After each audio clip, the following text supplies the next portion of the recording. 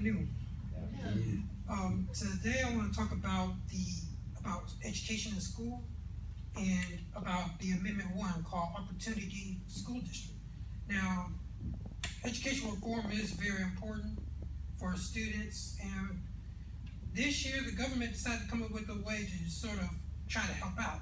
So they came up with the idea of Opportunity School District program, where it was designed to fix failing schools through increased community involvement. That's what they told everybody. But in reality, that was not really what they were going to do. So a whole bunch of people went out and voted against it. Now, I want to give reasons why they voted against it and why we should continue to vote against it. There were a couple of groups who were against it. For example, the Georgia Parent-Teacher Association, they were opposed to it. They said that the local community should be making the decisions when it comes to the children's education. The state government should not.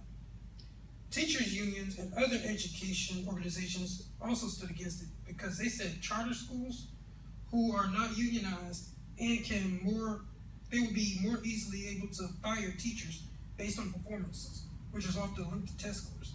They also said, if you want to help students, don't pile on pressure and stress and uncertainty on the teachers. And other reasons why they decided to vote against this plan one reason was, in Georgia, it's not really going to work for everybody. It's mixed results, because they got the plan originally from New Orleans where Hurricane Katrina hit. New Orleans needed help, so they allowed these charter schools to come in and take over. Well, it worked for them, but they said it's not going to work in Georgia because we're not in those same issues, And Tennessee, the parents in Tennessee said, yeah, don't do it because we tried it, it didn't work. They said that they had their own version and their students' test scores only increased by about this much.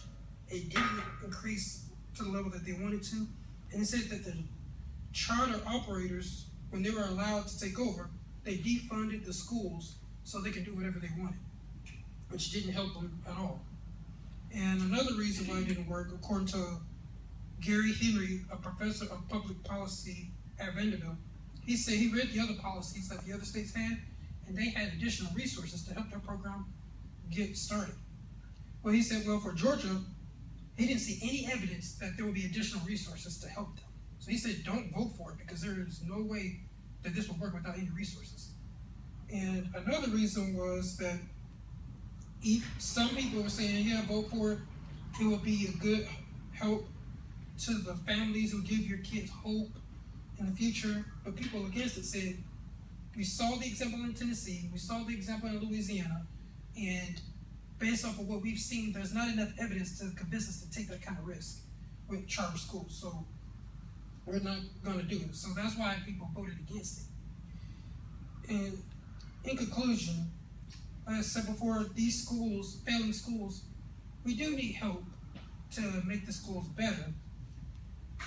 But when this vote comes up again, we need to make sure not to jump on the bandwagon so quickly because it's got too many question marks on the plan. And a lot of people are like, yeah, that's not going to work. So just to remember, when the vote comes up again, vote no, because we need help, but this plan is not going to help us at all. Thank you.